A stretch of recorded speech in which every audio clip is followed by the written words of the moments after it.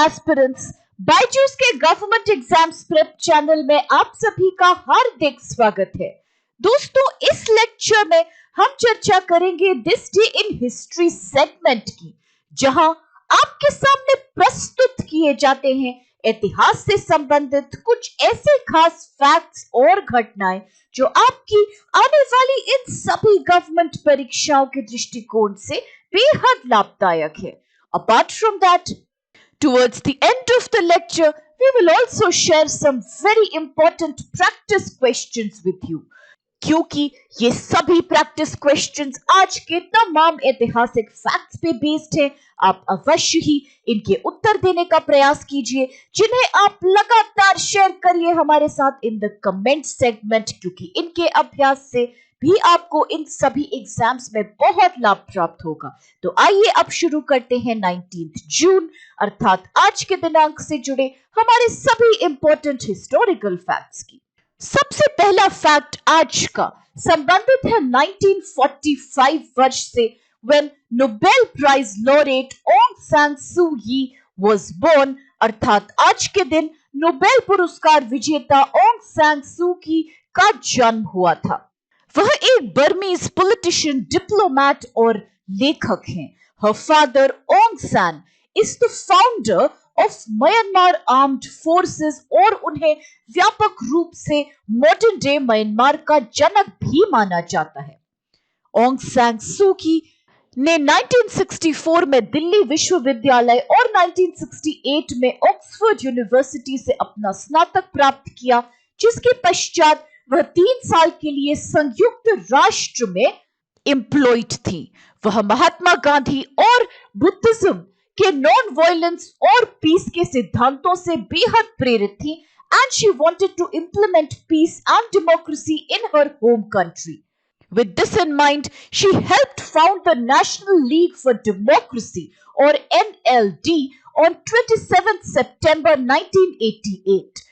उन्हें व्यापक प्रसिद्धता तब प्राप्त हुई when in the 8888 uprising in Burma during August 1988, she addressed people and asked them to set up a democratic structure in Myanmar. In September 1988, however, एक नई military जनता ने power अपने हाथों में ले ली, and then Aung San Suu Kyi was put under house arrest in July 1989.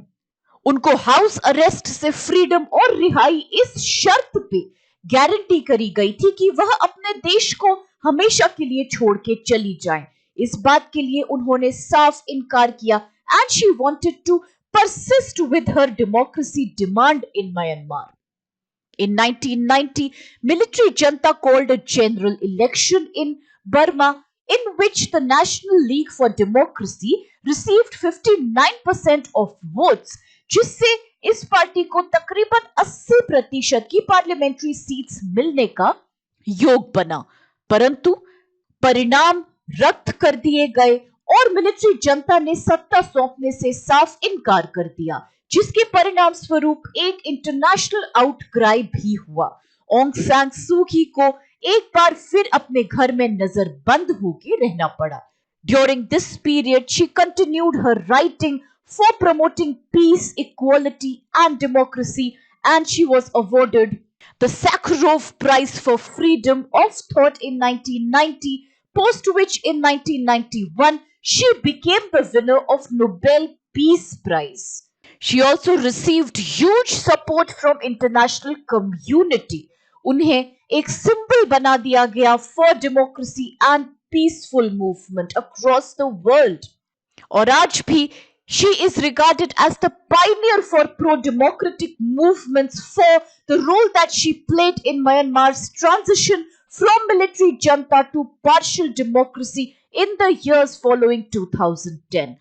और अब इसके साथ आइए आज का अगला फैक्ट देखते हैं, जो है संबंधित 1947 से, when Indian born British American novelist and essayist Salman Rushdie was born, अर्थात भारतीय मूल के ब्रिटिश अमेरिकी उपन्यासकार और निबंधकार सलमान रश्दी का जन्म हुआ था।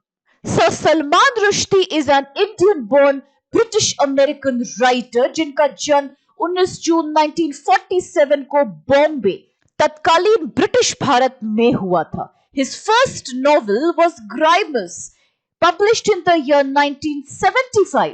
इनकी अगली लेखनी थी मिडनाइट्स चिल्ड्रन इन 1981 और इनकी इस किताब को 1981 का बुकर पुरस्कार भी दिया गया। In 1912, he became one of the first major authors across the world जिन्होंने बुक ट्रैक का समर्थन किया, उसे अपनाया, when he published his short story on this platform named In the South. Book track एक सैन फ्रांसिस्को बेस्ड कंपनी है जो कि ई-रीडर टेक्नोलॉजी का इस्तेमाल करती है, which incorporates multimedia such as music and sound effects. वर्ष 2005 में सलमान रुश्दी की novel Shalimar the clown received the prestigious Hutch Crossford Book Award in India. He was also the president of PEN American Center from 2004 to 2006 और इसके अलावा ये founder भी हैं of the PEN World Voices Festival. इनको नाइटहुड प्रदान किया गया था for his services to literature in the year 2007. और अगर बात करें इनके द्वारा लिखे गए कई फेमस उपन्यासों की, so these books are The Moor's Last Night, The Ground Beneath Her Feet, Fury, The Golden House. इन सभी बुक्स के साथ साथ इन्होंने कई पटकथाओं अर्थात शॉर्ट स्टोरीज का लेखन भी किया है, which have been published in form of collections. और अगर बात करें इनके द्वारा लिखे गए फिक्शन की, तो ज्यादातर यह भारतीय बैकड्रॉप अर्थात इंडियन बैकड्रॉप और सोशल इकोसिस्टम में ही बेस्ड होता है। और अब इसके साथ आइए देखते हैं आज का अगला फैक्ट कौन सा है, तो ये है संबंधित 1949 से, when Chandan Nagar voted in favor of a merger with India, अर्थात चंदन नगर ने भारत में विलय के पक्ष में मतदान किया था। वर्तमान समय में चंदन नगर कलकत्ता के समीप स्थित है in the state of West Bengal. British से भारत की आजादी के समय 1947 के दौरान Chandan Nagar along with Mahe, Puducherry, Karaikal and Yanam were French colonies. The French first established a colony in Chandan Nagar in 1673 after purchasing land from the then Nawab of Bengal Ibrahim Khan. 1688 में French का permanent settlement बना। Joseph Dupleix became the city's governor in 1730. In 1757, the British captured Chandan Nagar from the French after the Battle of Chandan Nagar. In 1763, it was again given back to the French, परंतु French के द्वारा एक बार फिर से चंदेर नगर को हार दिया गया and the city went in the control of British. In 1794, this happened during the Napoleonic Wars. वर्ष 1816 में फ्रेंच को वापस लौटा दिया गया the control of this city, including a surrounding area of around 3 square miles. और चंदन नगर इसके पश्चात एक फ्रेंच पोजेशन के अंतर्गत कॉलोनी बनी रही until 1950. Just like other French possessions in India, Chandan Nagar was also under Pondicherry, अर्थात आधुनिक समय का Puducherry. On 8th June 1948, the French government made an agreement with the Indian government under which it declared that the people of the French colonies in India would get the right to choose their own future status. और इसके परिणाम स्वरूप French government conducted a plebiscite on 19th June 1949, जिसके अंतर्गत 97% of the people in Chandan Nagar favored its merger with India. इस city का administration Bharat सरकार के द्वारा ले लिया गया था on 2nd May 1950 और 2 फरवरी 1951 में एक ट्रीटी साइन करी गई थी पेरिस शहर में between India and France, under which Chandan Nagar was ceded to the Indian government. The treaty was called Treaty of Secession of the territory of the free town of Chandir Nagar. On 9th June 1952, the city was transferred to India de jure. और अब आइए चल के देखते हैं आज का अगला फैक्ट कौन सा है।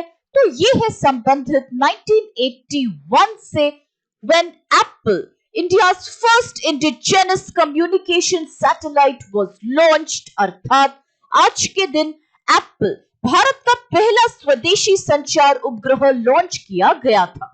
एरियन पैसेंजर पेलोड एक्सपेरिमेंट, जिसे कि एप्पल भी कहा जाता है, was an experimental communication satellite successfully launched by Ariane 1 from Kourou in French Guyana.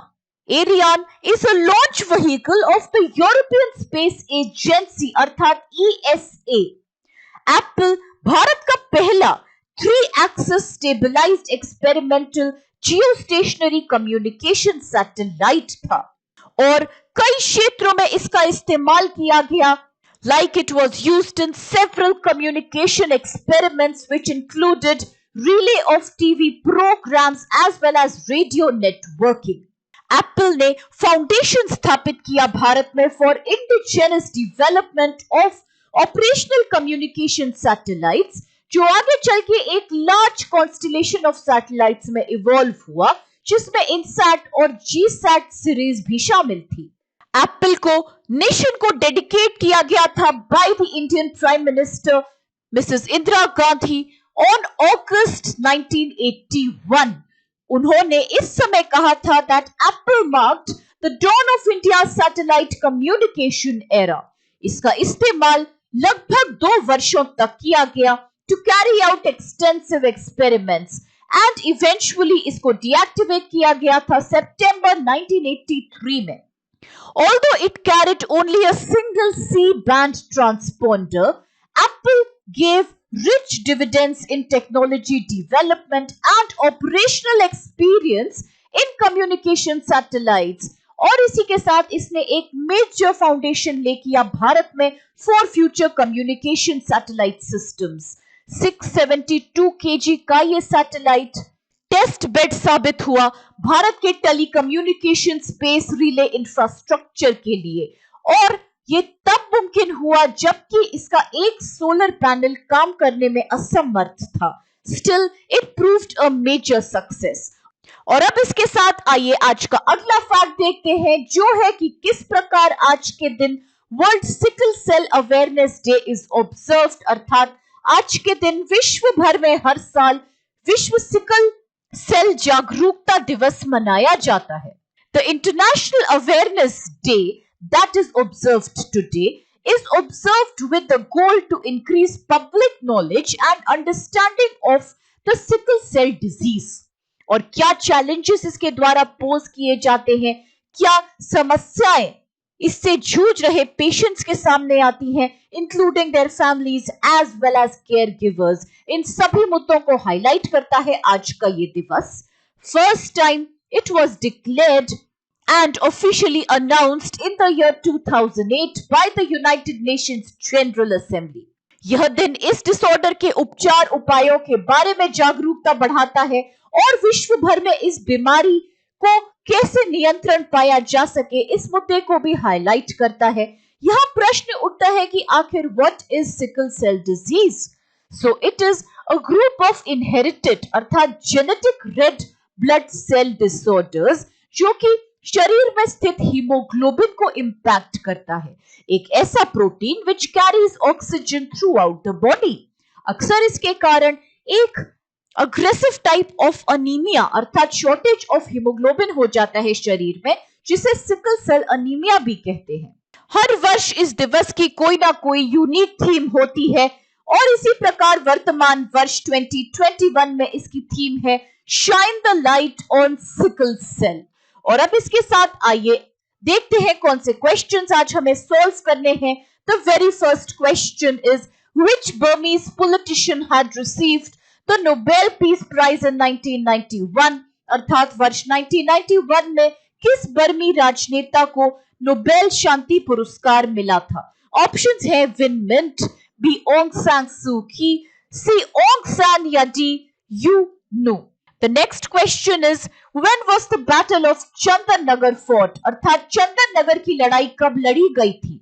Options में कुछ वर्ष हैं जैसे कि ए 1755, B 1756, C 1757 और is it D 1759?